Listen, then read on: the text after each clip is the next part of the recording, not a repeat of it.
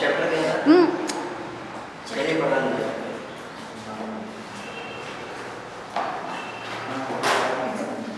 तो बच्चों, इसके पहले की क्लास में हमने असहयोग आंदोलन क्यों चलाया गया था, इसके क्या कारण थे, इसकी क्या उपलब्धियां थी, उनके बारे में बात की थी।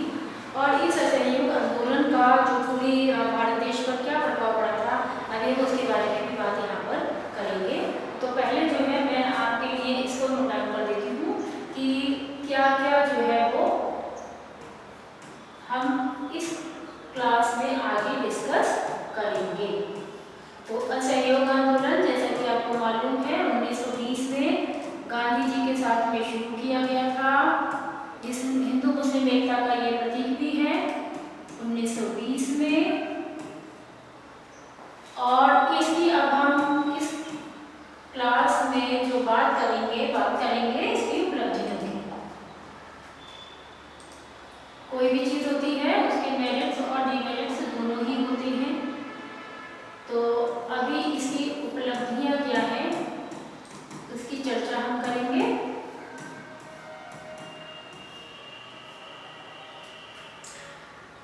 तो असहयोग आंदोलन की जो पहली उपलब्धि थी वो ये थी कि भारत देश के जितने भी कोने कोने से लोग अभी तक जो आंदोलन हुए थे, ठीक है, तो उसमें कुछ समूह के लोग ही जुड़ पाए थे। चाहे तो वो किसान आंदोलन हुआ, चाहे वो मिल मजदूरों का आंदोलन हुआ, या कहीं और पे कुछ किसान आंदोलन हुआ, उसमें कुछ शहर के लोग जुड़ गए। अभी तक बस इतना ही हो रहा था, लेकिन ये एक व्यापक आंदोलन था जिसमें भारत देश की जनता ने बढ़ चढ़ के हिस्सा लिया था। तो पहली इंपॉर्टेंट बात ये है। दूसरी इंपॉर्टेंट बात ये है कि मतलब हम इसको कहेंगे कि व्यापक, जो पहला इसका पॉइंट बनता है वो ये बनता है कि व्यापक जन आंदोलन बनाइए, क्योंकि भारत देश के केवल शहर ही इससे नहीं जुड़े थे बल्कि गांव की जनता ने भी इसमें भाग लिया था। तो पहला ये हुआ। दूसरा ये हुआ था कि ये भारत का ऐसा आंदोलन था जिसमें हिंदू और मुस्लिम एकता प्रदर्शित हुई थी, यानी कि हिंदू और मुसलमानों ने दोनों ने मिलकर ये तय किया था कि हमें अंग्रेजों को भारत से भगाना ही भगाना है। तो ये कहा जाएगा हिंदू मुस्लिम एकता का प्रतीक भी था।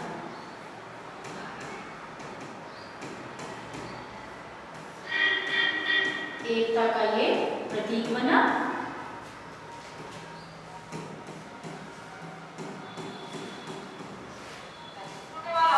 तीसरा इसमें ये है कि जो अंग्रेजी सरकार थी वो काफी हद तक ढह गई थी और उसकी जड़ें काफी कमजोर हो गई थी।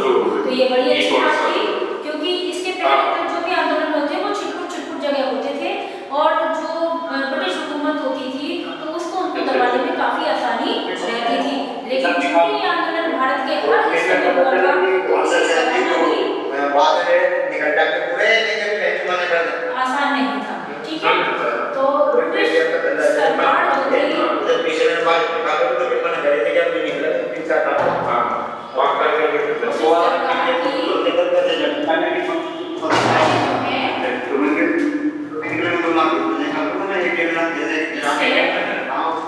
कमजोर हो गई।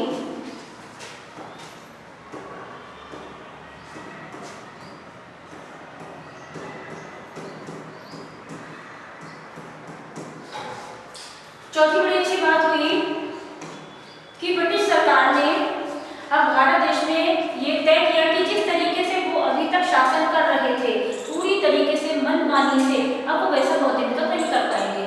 अब उनको क्या करना पड़ेगा, अब उनको जो है इसमें परिवर्तन करना पड़ेगा। तो ब्रिटिश सरकार ने जो है वो अपना मूल्यांकन जो है वो सुनिश्चित किया, क्योंकि जो घटनाएं पीछे घटी वो सरकार की निंदा का बहुत बड़ा स्रोत बन गई। उस पर प्रश्न चिन्ह लग गया और लोगों का सरकार में से जो पहले विश्वास था वो खत्म हो गया था। तो ब्रिटिश सरकार ने अपना मूल्यांकन शुरू किया कि कहां पर जो है हमको सुधार करने की आवश्यकता है। मूल्यांकन किया और उन्होंने जो है अब भारत देश में सुधारवादी प्रक्रिया अपनाने की भी बात की। मतलब उनको लगा कि जहाँ जहाँ पर जनता में असंतोष व्याप्त है उस असंतोष को हमको जो है समाप्त करना है। तो उन्होंने एक सुधारवादी रवैया अपनाने की बात भी की थी। ये भारतीयों के लिए बहुत ही अच्छी बात थी कि बात शुरू हुई। अब वो ये समझ गए थे कि जिस तरीके से मनमाने तरीके से जो हम सरकार चलाने की सोच रहे हैं अब ऐसा नहीं चलेगा।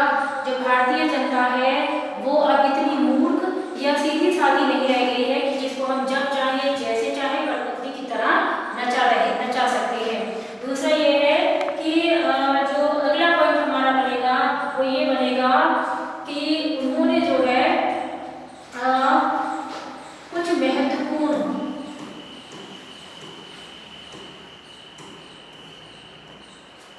बिंदुओं पर भारतीय सरकार के महत्वपूर्ण बिंदुओं पर भारतीय सरकार के भारतीय राष्ट्रीय कांग्रेस के नेताओं से चर्चाएं भी शुरू की।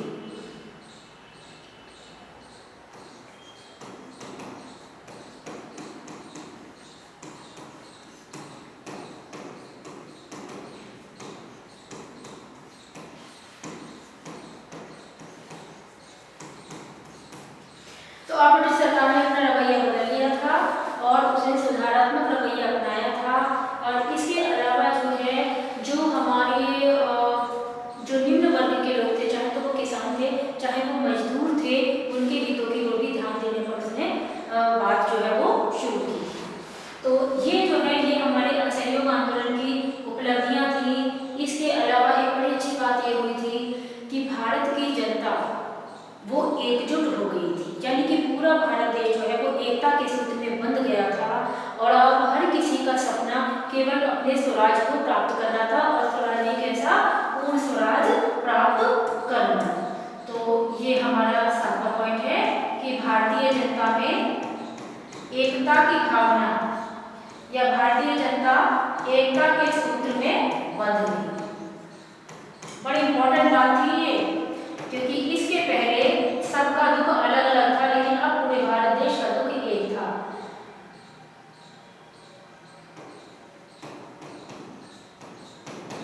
बन गई और भारतीय जनता एकता के सूत्र में पूरी तरीके से बंध गई थी। और इस आंदोलन ने, ये जो आंदोलन था ये मील का पत्थर साबित हुआ।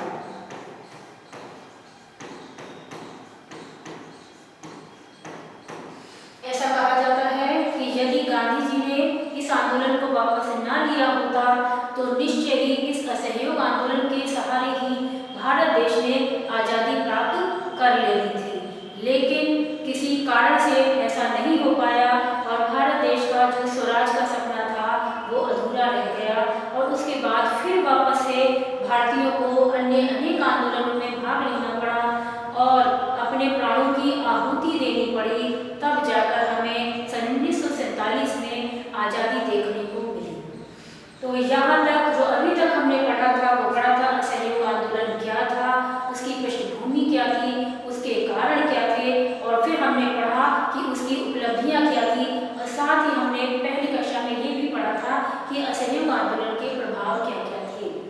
लेकिन अब जो असहयोग आंदोलन की जो पूरी प्रक्रिया है इसको पढ़ने के बाद हम ये देखते हैं या हम ये जानना जरूर चाहेंगे कि ऐसा क्या कारण था कि असहयोग आंदोलन जो है वो समाप्त हो गया, ठीक है, या उसको स्थगित करने के कारण क्या क्या थे।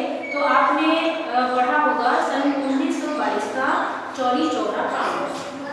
अभी आप देख रहे हैं पिछले वर्ष चौरी चौरा कांड जो है वो बहुत ही धूमधाम के साथ मनाया जा रहा था और ये चौरी चौरा कांड क्या है, जहाँ तक मैं समझती हूँ आप सभी जो है इसके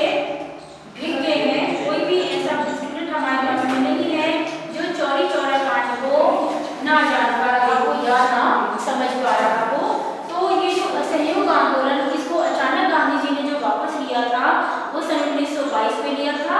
और क्यों लिया था? क्योंकि जो आपका उत्तर प्रदेश हमारा राज्य है, उसका जिला है उत्तर प्रदेश का जो राज्य है हमारा, तो उसमें जो गोरखपुर जगह है तो वहाँ पर पड़ता है चौरी चौरा। और चौरी चौरा में एक हिंसक घटना घटित हो गई थी। उस हिंसक घटना के कारण गांधी जी को जो है वो चौरी चौरा कांड के घटित होने के कारण असहयोग आंदोलन को वापस लेना पड़ा था। अब हम ये जानेंगे कि भाई ये असहयोग चौरी चौरा कांड क्या था।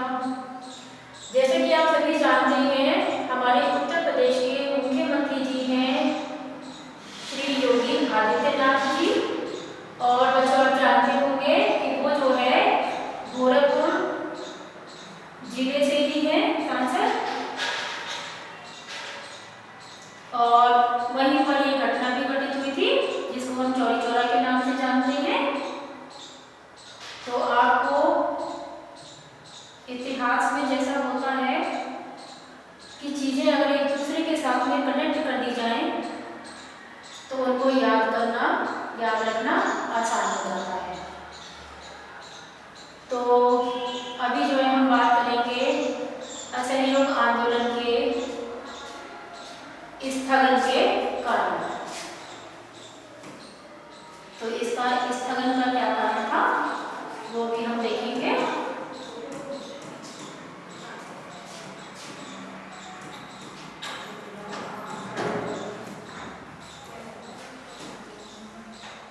स्थगन का कारण था चौरी चौरा की घटना।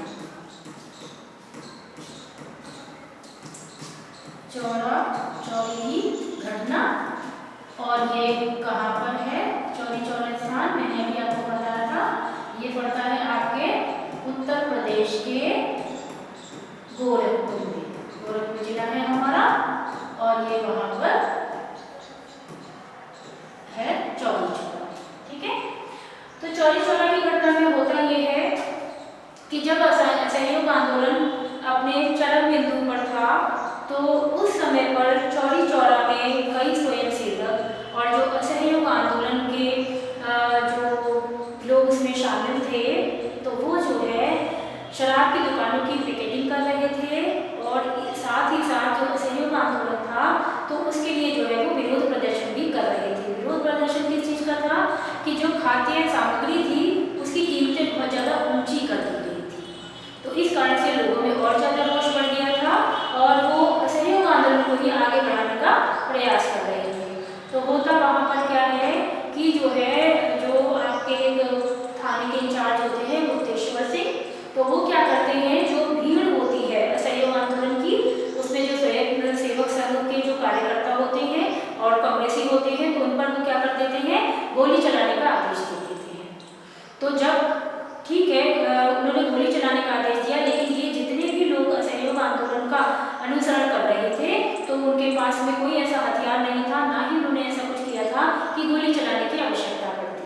तो हुआ ये, जब उन्होंने गोली चलाने का आदेश दे दिया तो कई जो है वो निहत्थे लोग मारे गए और काफ़ी लोग जो है वो दौड़ कर दूसरी ओर चले गए। और उनका जो गोली चलाने का आदेश देने का कारण ये था कि भीड़ को तितर-बितर कर दिया जाए, उनकी शक्ति को कम किया जाए और असहयोग आंदोलन को दबा दिया जाए। लेकिन इसके उलट एक घटना घटित हो गई कि जो भीड़ थी ये भी गुस्से में आ गई और वो भी पुलिस वालों के पीछे भागने लगी। तो जब ये भागते हुए एक पुलिस थाने के पास पहुंच गए तो कुछ पुलिसकर्मी उसमें पहले से मौजूद थे और जो भीड़ थी वो इतनी ज़्यादा क्रोधित हो गई कि उसने क्रोध में आके थाने में ही आग लगा दी। और उस थाने में जो आग लगी तो 3 भारतीय नागरिक और 22 सिपाही जलकर मर गए। तो ये एक दुखद घटना थी और अच्छी भी नहीं थी, क्योंकि गांधी जी ने जब सहयोग आंदोलन की शुरुआत की थी तो उन्होंने इसके मूल में एक भावना रखी थी, वो ये थी कि जो भी आंदोलन शुरू किया जाएगा असहयोग आंदोलन, उसमें हिंसा की कोई जगह नहीं होगी, क्योंकि गांधी जी को अहिंसा का पुजारी कहा जाता है और जीवन पर्यंत जो है वो उन्होंने इस व्रत का पूरी तरीके से पालन भी किया था। तो गांधी जी ने चूंकि पहले ही कहा था कि आंदोलन तो चलना चाहिए, अंग्रेजों को हमें खदेड़ना भी है, अपने स्वराज को पाना भी है, लेकिन हिंसा की कोई भी घटना भारतीयों के द्वारा अंजाम नहीं दी जाएगी। और हुआ यही जिसका गांधी जी को डर था, और ये जो है घटना घटित हो गई, जिसमें एक थाने के 22 सिपाही जलकर मर गए और 3 स्थानीय जो नागरिक थे उनकी भी डेथ हो गई। उसके बाद में गांधी जी बहुत ही ज्यादा व्यथित हुए और उन्होंने असहयोग आंदोलन को वापस लेने का निर्णय ले लिया। 4 फरवरी सन 1922 को गांधी जी ने असहयोग आंदोलन को वापस ले लिया। तो आप जो है ये डेट भी नोट कर लेंगे कि असहयोग आंदोलन को वापस लिया गया था। कब लिया गया था? 4 फरवरी 1922। तो 4 फरवरी 1922 को इसको वापस ले लिया गया। और उसके बाद में गांधी जी पर राजद्रोह का मुकदमा चलाया गया, क्योंकि उनको इस बात का जिम्मेदार ठहराया गया कि आपके असहयोग आंदोलन चलाने के कारण ही 22 पुलिसकर्मियों की डेथ हो गई है, और उसको इस बात को या इस घटना का जिम्मेदार गांधी जी को ठहरा दिया जाता है। गांधी जी जो है उनको जो है उन पर मुकदमा चलाया जाता है, और मुकदमा चलाने के बाद उनको जो है 6 वर्ष की कारावास की सजा भी दी जाती है। लेकिन जो जज होते हैं वो गांधी जी का जो मुकदमे की सुनवाई कर रहे थे, तो वो इतने ज़्यादा प्रभावित हुए थे गांधी जी से कि वो कहते हैं कि मैं आपसे इतना प्रभावित हूँ और आपको यहाँ पर इतना मतलब अप्रिशिएट करता हुआ ये बात कहता हूँ कि यदि मेरे वश में होता तो मैं आपको इसके लिए बिल्कुल भी दंड का भागी नहीं बनाता, आपको कोई मैं सजा नहीं कराता। लेकिन 6 वर्ष की सजा गांधी जी को हुई थी, और 2 वर्ष बाद ही लगभग गांधी जी जो है वो जेल से छूट गए थे। और उसके बाद में फिर एक नए आंदोलन की शुरुआत की, जिसको हमने कहा है सविनय अवज्ञा आंदोलन, जो 1930 में शुरू हुआ था। तो ये सारी घटनाएं 1920 का असहयोग आंदोलन, 1922 का चौरी चौरा कांड, ये भारतीय इतिहास के मानस पटल पर सदैव ही अंकित है और अंकित रहेगा।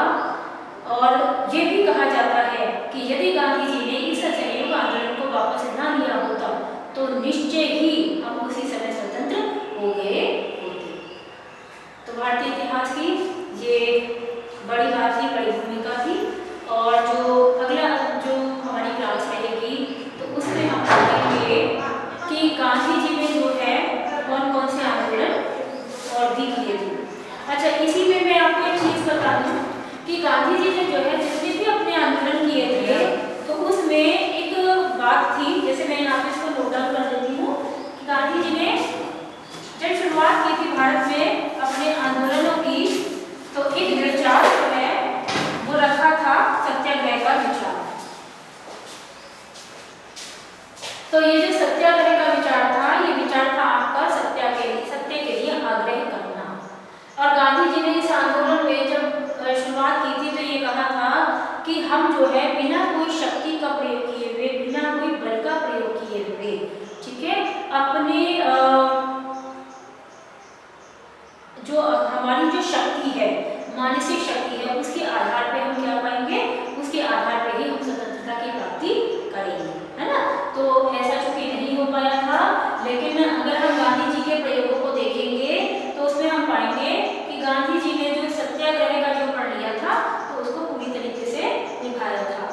जो अगली हमारी क्लास रहेगी तो उसमें हम गांधी जी के सत्याग्रह के बारे में पढ़ेंगे, इसके बारे में पढ़ेंगे, इसके साथ ही पढ़ेंगे उनके 2 आंदोलनों के बारे में, ठीक है। तो ये जो है वो हमारे लिए तो ये जो है हमारा आंदोलन, इसे मैं समझती हूँ कि आप समझ पाए होंगे।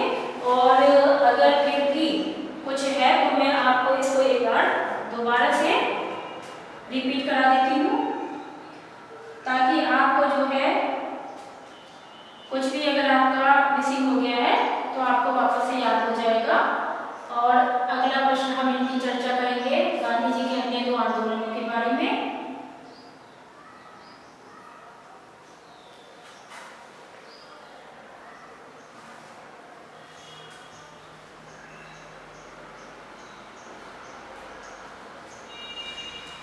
तो असहयोग आंदोलन की शुरुआत की थी हमने सन 1920 में बहुविकल्पीय प्रश्न के अंतर्गत ये प्रश्न पूछा जाता है कि असहयोग आंदोलन कब शुरू हुआ था। बेटा इसी जो आपका असहयोग आंदोलन है उससे कितने क्वेश्चन बनते हैं, कितने बहुविकल्पीय बनते हैं, आप चूंकि समय है मेरे पास थोड़ा सा तो मैं आपको बता देती हूँ ताकि जो है आप इस चैप्टर के अधिकांश प्रश्नों का उत्तर आसानी से हल कर पाएंगे। तो पहला इसमें से बहुविकल्पीय क्वेश्चन बनता है कि जलियांवाला बाग हत्याकांड कब हुआ था, तो कब हुआ था आपको अच्छे से याद है, असहयोग आंदोलन से पहले हुआ था 1919 में हुआ था। फिर आपसे पूछा जाता है कि रॉलेट एक्ट कब पारित हुआ था, तो भी आप आसानी से बता पाएंगे 1919 में पारित हुआ था। फिर आपसे पुनः पूछा जाएगा कि भाई असहयोग आंदोलन कब शुरू हुआ था, तो आपको पता है 1920 में हुआ था। अब आप इसको कैसे याद कर सकते हैं कि ऐसे याद कर सकते हैं कि 1920 में असहयोग आंदोलन हुआ था, लेकिन इसके पीछे कारण क्या थे, तो कारण हमारे पास में दो थे। पहला जो मोस्ट इंपॉर्टेंट थे वो हमारे भारत देश में घटित हुआ था, रॉलेट एक्ट और जलियांवाला बाग हत्याकांड। तो ये दो चीजें आपको क्लियर हो गई। यही प्रश्न जो है आपका बनता है मानचित्र में भी कि जलियांवाला बाग हत्याकांड कहाँ पर हुआ था, तो आप उसे नक्शे में दर्शाते हैं और उसका उत्तर लिखते हैं अमृतसर और उसे नक्शे में दर्शाते भी हैं, तो आपका एक प्रश्न ये भी बन जाता है। फिर इसके बाद में इसी में से आपका बनता है एक मोस्ट इंपॉर्टेंट प्रश्न कि भाई चौरी चौरा की घटना कब घटित हुई थी, तो आपको अच्छे से पता है कि असहयोग आंदोलन में ही जुड़ा हुआ है चौरी चौरा की घटना। कब हुई थी, 4 फरवरी 1922 को घटित हुई थी। तो यहाँ पे आपके 4 क्वेश्चन पूरे के पूरे कंप्लीट हो जाते हैं। अब इसी में से आपके शॉर्ट नोट्स भी बन जाते हैं, जो चौरी चौरा घटना पे आता है या रॉलेट एक्ट पे आता है या आता है आपका जलियांवाला बाग हत्याकांड पर भी आता है। इसके अलावा कि असहयोग आंदोलन के क्या कारण थे, ये भी कई बार आता है क्वेश्चन, या असहयोग आंदोलन के क्या प्रभाव रहे थे, तो ये भी क्वेश्चन आता है। ठीक है, अब इसके बाद में फिर तुरंत वो पूछते हैं कि भाई सविनय अवज्ञा आंदोलन कब चलाया गया था, तो आप अच्छे से ये भी समझ लीजिए कि जब असहयोग आंदोलन समाप्त हो गया और भारत देश अपने उद्देश्य में या जो उसका सपना था वो उस समय में पूर्ण नहीं हो पाया, और उसके लिए मैंने पहले ही तैयारी कर रखी थी कि अगर असहयोग आंदोलन सफल नहीं हुआ तो हम सविनय अवज्ञा आंदोलन शुरू करेंगे। तो 1920 में आपका असहयोग आंदोलन शुरू हुआ और सन 1930 में आपका सविनय अवज्ञा आंदोलन शुरू हो जाता है।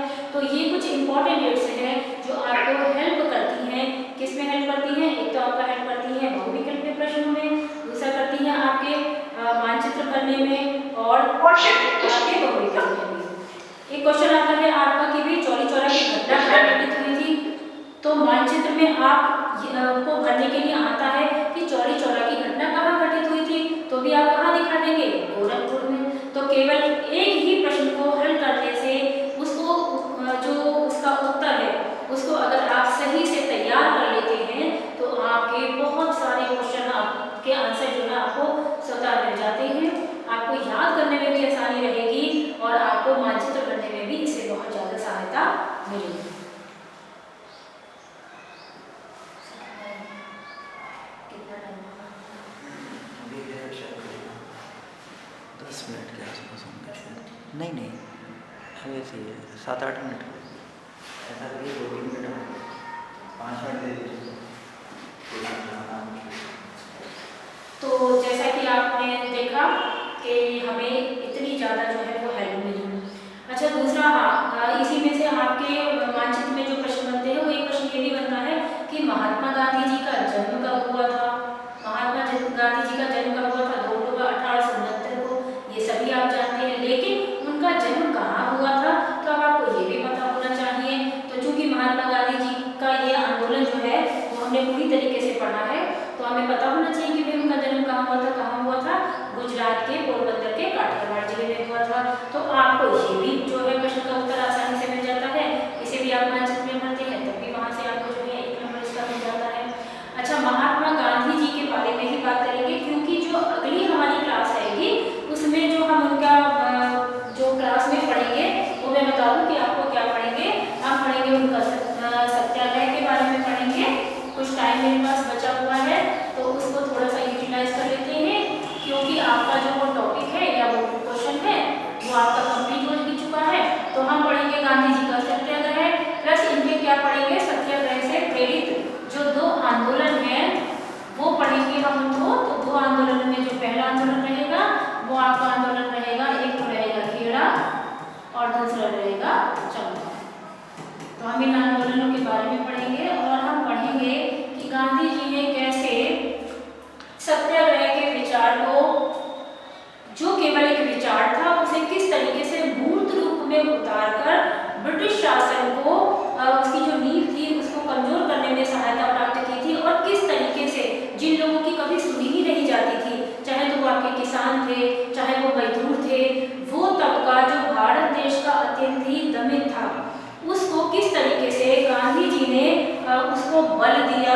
और ब्रिटिश सरकार को वहाँ पर जांच कमेटी भी बैठानी पड़ी थी और इसके साथ में ही क्या करना पड़ा था कि उनको उनके अधिकार भी देने पड़े थे। तो ये गांधी जी का विचार था, सत्याग्रह का विचार, और इसी के बलबूते जो है उन्होंने विभिन्न आंदोलनों में जो है वो महत्वपूर्ण भूमिका निभाई थी और सफलता पाई थी। तो यहाँ पर भी एक प्रश्न आपके बनेंगे कि भाई खेड़ा आंदोलन कहाँ हुआ था, ये बनने के लिए हमेशा मानचित्र में आता है। और फिर आता है आपका कि भाई चंपारण आंदोलन कहाँ पे हुआ था। तो जैसा कि आप जानते हैं चंपारण जगह कहाँ पड़ती है, बिहार राज्य में पड़ती है, ठीक है, तो वहाँ का एक जिला है। फिर आप देखेंगे कि भाई खेड़ा कहाँ पर पड़ता है, तो ये पड़ता है आपका गुजरात में। तो अगर आप इन दोनों को पढ़ते हैं और साथ ही में मानचित्र में देख लेते हैं तो भी आपके ये बहुविकल्पीय प्रश्न जो है वहाँ से बहुविकल्पीय प्रश्नों में भी ये आपको जो है हेल्प कर रहे हैं, वहाँ से भी आपको मार्क्स मिल रहे हैं। इन पर टिप्पणी लगने के लिए आती है तब भी आप जो है वो इनको कवर कर रहे हैं।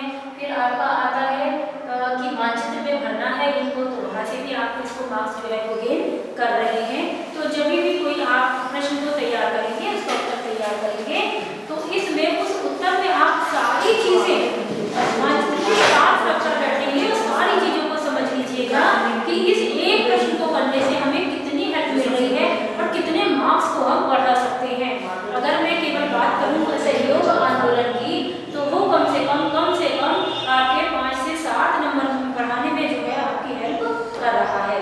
तो ये बड़ा इंपॉर्टेंट क्वेश्चन है और केवल आज ही नहीं, अगर आप आगे भी इतिहास विषय को आप करते हैं अपनी आने वाली कक्षाओं में, तो भी आपके लिए बड़ा इंपॉर्टेंट है। तो इन्हीं आंदोलनों के बारे में पढ़ेंगे। अच्छा, गांधी जी जो थे वो एक बात पे, सत्याग्रह क्या था वास्तव में, मैं थोड़ी सी आपको हिंट देती हूँ और अगली क्लास में हम इसके बारे में बात करेंगे। सत्याग्रह गांधी जी का एक ऐसा विचार था कि हमें अहिंसा के पथ पर चलना है, सत्य के पथ पर चलना है और जो है वो निडर होकर अपने कार्य को करना है। यदि हम गलत नहीं है तो हमको किसी से भी डरने की जरूरत नहीं है। इसके अलावा हमें क्या बढ़ाना है, अपना आत्मबल इतना ज्यादा बढ़ा लेना है कि हमें किसी भी प्रकार की हिंसक चीजों की या अन्य चीजों की आवश्यकता ना पड़े और हम सामने वाले को ऐसे ही डिगा सके और अपनी बात उससे मनवा सके बिना किसी हथियार का प्रयोग किए हुए।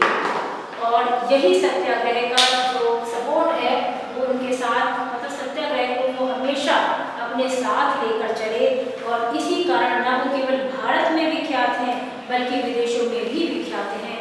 और आप समझ पाएंगे कि कैसे एक व्यक्ति जो शरीर पर पूरे वस्त्र भी धारण नहीं करता था, उसने ब्रिटिश सरकार की नींव को किस तरीके से हिला दिया था कि भारत सरकार को ये तय करना ही पड़ा कि अब हमारे पास कोई ऑप्शन नहीं बचा है और हमें भारत देश को आज़ादी देनी ही पड़ेगी।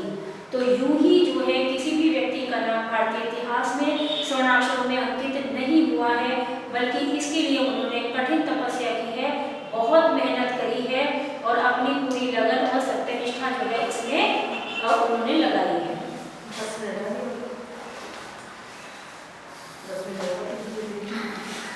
उसी हिसाब से बता दो। अच्छा, एक मिनट, वीडियो ऑफ हो गई है, ऑनलाइन वीडियो चल रही है, 1 मिनट। तो अगली क्लास में हम गांधी जी के इसी सत्याग्रह के प्रयोग में के बारे में बात करेंगे। इसके बारे में, इसके अलावा एक और क्वेश्चन हम डिस्कस करेंगे इसमें मृदा अपहरण, क्योंकि एक क्वेश्चन हम हिस्ट्री से ले रहे हैं तो एक क्वेश्चन हम ज्योग्राफी से लेंगे, क्योंकि दोनों पार्ट हमारे साथ साथ चलेंगे। तो उसमें हम ये भी पढ़ेंगे कि मृदा अपहरण के क्या कारण है या मिट्टी हम किसको कहते हैं, ठीक है, तो इनके बारे में भी हम डिस्कस करेंगे, ठीक है। तो नेक्स्ट क्लास जो होगी वो हमारी सैटरडे को होगी, तो उसमें हम ये वाला प्रश्न और जो मृदा अपहरण है उसके बारे में आप लोगों से बात करेंगे। यदि आपकी कोई भी क्वेरी है तो वो आप